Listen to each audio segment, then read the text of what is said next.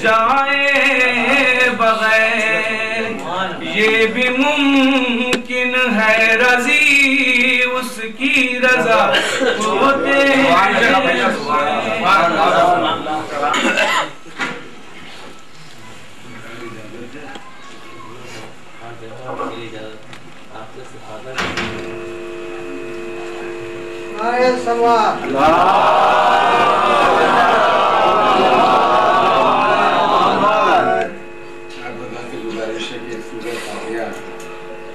جناب صغیر حسن خان جناب ریاست حسین صاحب مرحوم اور ایک سورہ فاتحہ مرحوم مفید حسن خان مرحوم صغیر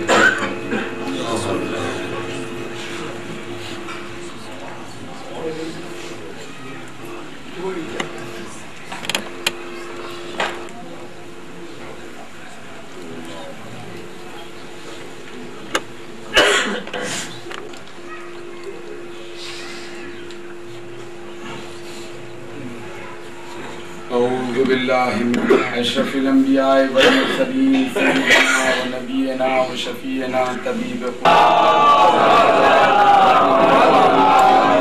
الطیبین الطاہرین المعصومین ولعنۃ اللہ علی اعدائہم وغاصب حقوقہم اجمعین من یومنا ھذا الی یوم الدین اما بعد فقد قال تبارک و تعالی فی کتابہ المجید و فرقان الحمید بسم اللہ الرحمن الرحیم یا یحییٰ خذ الکتاب بقوۃ صلوات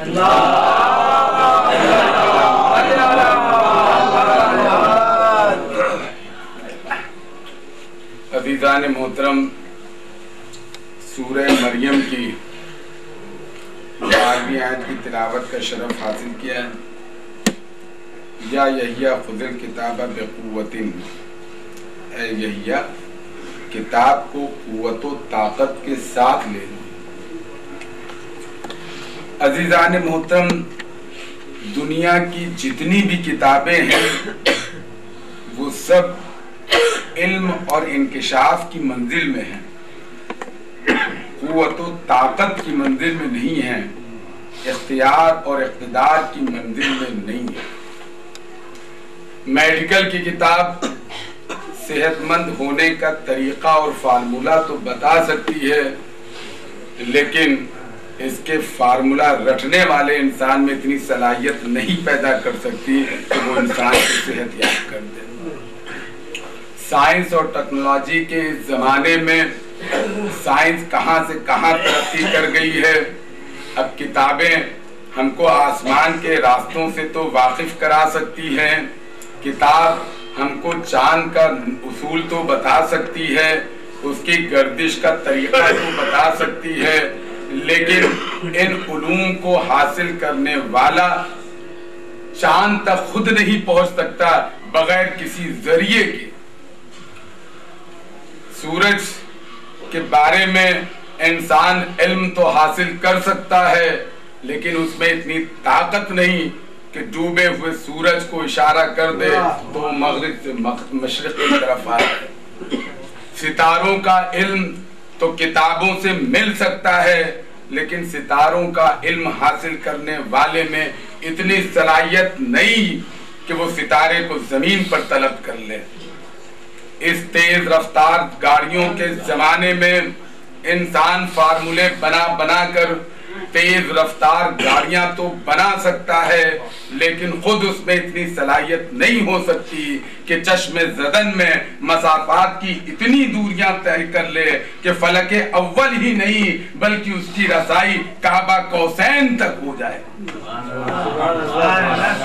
دنیا کی کتابیں سارے علوم کو بتا دیں گی، لیکن آپ کو محتاج رکھیں گی وہ بنے ہوئے فارمولے کے اور اس ذریعے کے۔ انسان میں اتنی قوت نہیں ہو سکتی ہے کہ وہ بغیر ان کے سہارے کے وہ کچھ ترقی کر سکے۔ علم تو دے گی لیکن طاقت اور اختیار نہیں دے گی۔ دنیا کے جتنے بھی علوم ہیں ان سب کے لیے اکٹھا کیے جائیں تو پتہ نہیں کتنے شہروں کی لائبریری بن جائے، تب پر بھی علوم ختم نہ ہونے پائیں۔ اور اللہ کی یہ کتاب جو کہ 30 پاروں پر ہے اور وہ یہ دعویٰ کرے کہ ولا رتبم ولا صلوات بھیجے محمد ولا رتبم ولا یابسن الا فی کتاب مبین، دنیا کے ہر خشک و تر کا تذکرہ اس کتاب میں موجود ہے۔ اب سمجھے گا کون کہ پورے دنیا کے سارے علوم، دنیا کے خلق ہونے سے پہلے سے لے کر دنیا ختم ہونے کے بعد تک کے سارے علوم اس کتاب میں موجود ہیں، چاہے سائنس کی بات ہو، چاہے میڈیکل کی بات ہو، چاہے زمین کی بات ہو، چاہے آسمان کی بات ہو، چاہے تاریخ کی بات ہو، کسی کی بھی بات ہو، ہر چیز کا علم اس کے اندر موجود ہے۔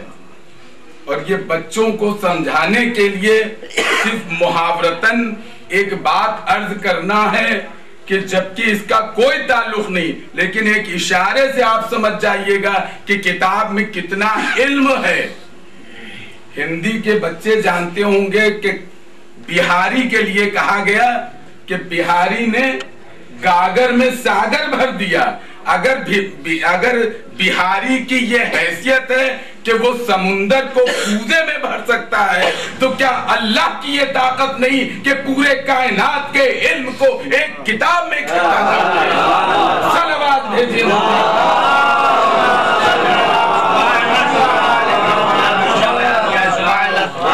عزیزان محترم، اب جو اللہ کی کتاب کا وارث ہوگا، جس کو پروردگار عالم کتاب عطا کرے گا، اس کو صرف علم اور انکشاف ہی نہیں دے گا بلکہ قوت و طاقت، اختیار اور اقتدار بھی دے گا۔ اسی لیے کہا اے یحییٰ، کتاب کو قوت و طاقت کے ساتھ لے لو، یعنی صرف علم ہی نہیں ہے بلکہ اختیار بھی ہے، اقتدار بھی ہے، قوت بھی ہے، طاقت بھی ہے۔ قرآن میں پروردگار عالم یہ ارشاد فرما رہا ہے، قال الذی عندہ علم من الکتاب، کہ تھوڑا سا علم کتاب کا تھا آصف برقیہ کے پاس، تھوڑا سا علم کتاب کا تھا، اور چشم پلک جھپکتے ہی، پلک جھپکنے سے پہلے ہی ملک سبا سے تخت بلقیس خدمت سلیمان میں آ گیا۔ کتاب کا تھوڑا سا علم تھا اور اتنی طاقت کہ پلک جھپکنے سے پہلے تخت بلقیس ملک سبا سے جناب سلیمان کی خدمت میں آ گیا۔ اور آصف برقیہ کو قرآن کا علم نہیں تھا بلکہ اس وقت کی کتاب کا علم تھوڑا سا تھا، جو کہ قرآن کے نازل ہونے کے بعد جس کے احکامات منسوخ ہو چکے ہیں۔ منسوخ کتاب کا علم تھوڑا سا علم رکھنے والا اتنی طاقت رکھے کہ پلک جھپکنے سے پہلے ملک سبا سے خدمت سلیمان میں تخت بلقیس لے آئے۔ اب بتاؤ تو صحیح مسلمانوں، اس میں کون تعجب کی بات ہے کہ جس کے پاس قرآن کا علم ہو وہ مسافات کی دوریاں اتنی طے کر لے کہ پلک جھپکنے میں وہ کعبہ قوسین کی منزلیں طے کر لے۔ اب وہ اشارہ کر دے تو سورج مغرب سے پلٹ کر کے مشرق میں آ جائے۔ اب وہ چاہے تو ستارے کو حکم دے دے تو ستارہ زمین پر آ جائے۔ صلوات بھیجو۔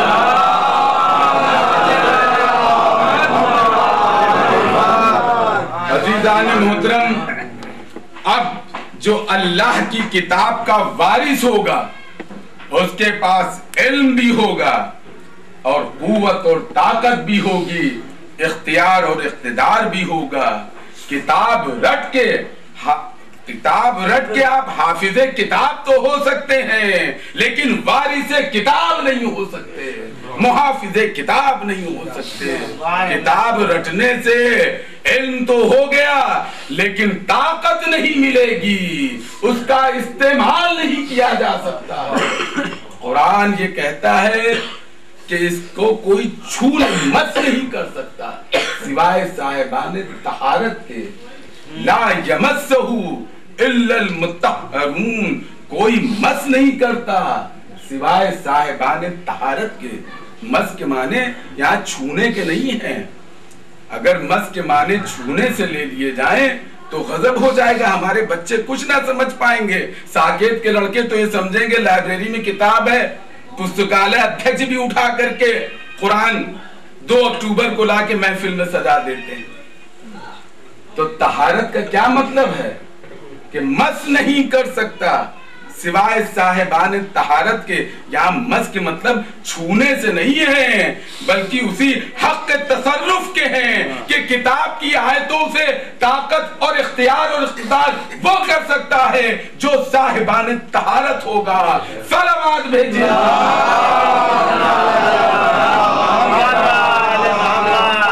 صاحبان طہارت کون ہوگا؟ اس کے لیے بھی قرآن نے کچھ لوگوں کی طہارت کا اعلان کر دیا۔ انما یرید اللہ لیذھب عنکم الرجس اہل البیت ویطہرکم۔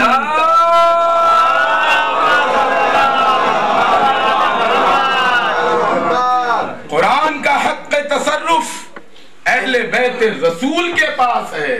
یہ قرآن کے علم سے طاقت لیتے ہوئے اب دنیا کو بتائیں گے کہ ستاروں کی گردش ہمارے اشارے سے ہے، چاند و سورج ہماری مرضی سے ہے، دنیا کو رزق ہم بانٹتے ہیں حکم خدا سے۔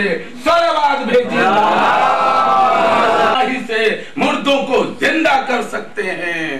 عزاداران مظلوم کربلا، ایک شخص مولائے کائنات کی خدمت میں آتا ہے، ایک جنگ میں اس کے ہاتھ کٹ جاتے ہیں، اس کٹے ہوئے ہاتھوں کو لے کے مولا کی خدمت میں آتا ہے، اور مولا اس کے کٹے ہوئے ہاتھوں کو کٹی ہوئی جگہ سے جوڑتے ہیں، رومال رکھتے ہیں، تلاوت کرتے ہیں، اور اس کے ہاتھ جڑ جاتے ہیں۔ پوچھتا ہے مولا آپ نے کیا پڑھا؟ اور مولائے کائنات نے ارشاد فرمایا کہ سورہ حمد کی تلاوت کرتی۔ وہاں سے نکلا اور اس کے دماغ میں یہ خیال آ گیا کہ کون کمال کر دیا علی نے، سورہ حمد کی تلاوت کی ہے، یہ تو ہم بھی کر سکتے تھے۔ اور ادھر اس کا خیال اس کے دماغ میں آیا، فوراً جڑے ہوئے ہاتھ اسی جگہ سے پھر جدا ہو گئے۔ اس نے ان ہاتھوں کو انہی جگہ پھر جوڑا، رومال رکھا، سورہ الحمد کی تلاوت کی، 1 بار نہیں، 3 بار نہیں، 7 بار نہیں، 40 بار سورہ الحمد کی تلاوت کر دی۔ دل بھڑکنے لگا، تہو بالا ہونے لگا، جتنے سورہ قرآن کے یاد تھے سب پڑھتا چلا جا رہا ہے، لیکن نہ ہاتھوں کو جڑنا تھا، نہ جڑے۔ ہاتھوں کو لیے ہوئے مولائے کائنات کی خدمت میں آیا، توبہ کی، اے علی معاف کر دیے، ذہن میں غلط خیال آ گیا، میرے ہاتھ جدا ہو گئے۔ مولا نے پھر ہاتھوں کو اسی کٹی ہوئی جگہ پہ رکھا اور سورہ الحمد کی تلاوت کی، ہاتھ پھر جڑ گئے۔ صلوات کو جھنجھوڑتا ہے کہ دیکھو آیات الہی کا تصرف صرف اہل بیت رسول کر سکتے ہیں اور کوئی نہیں کر سکتا۔ صلوات بھیجیے۔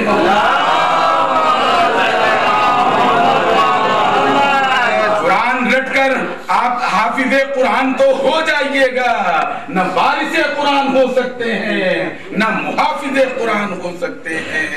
یہی وجہ تھی کہ جب تاریخ کا سیاہ دور شروع ہوا اور یزید جیسا فاسق و فاجر، نفس محترم کا قاتل اسلامی مملکت کا سربراہ بن بیٹھا اور قرآن کی آیات کی غلط تعویلیں پیش کرنا شروع کر دی، تو وارث قرآن اٹھا تاکہ قرآن کی حفاظت ہو سکے اور شریعت محمدی کی حفاظت ہو سکے۔